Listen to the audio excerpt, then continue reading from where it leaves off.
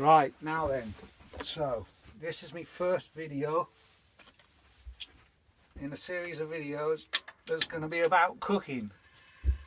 So this is about making a cup of tea with milk powder. So get your kettle going, should be boiled now. New kettle this, it was from the charity shop last week. It's a right little belter, this one.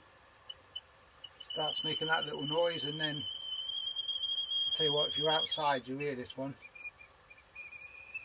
It starts off nice and gentle, but you really, oh, you can't not hear that. It's a good one, that.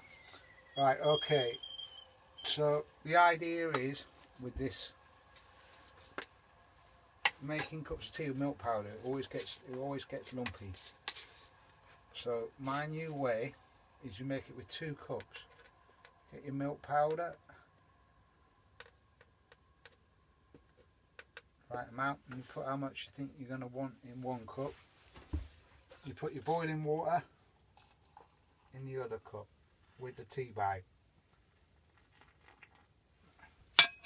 Right. Get your tea all brewing a bit. The thing is with lukewarm water it's no problem, milk powder, but when it's boiling it just loves going lumpy. Anyway, let's just say that's good enough now.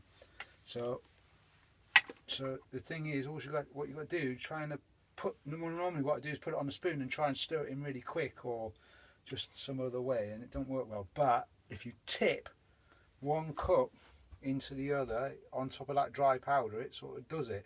So Maria thinks it's going to make a mess, but it doesn't seem to be too bad. So, but you just get it in there quick like that. Give it a couple of how's your father's like that. And there you are. There's your tea. Look at that. We'll have a little close up on that. Look. Look at that tea there, look. There ain't a lump in sight there. I only learnt this today. There you are.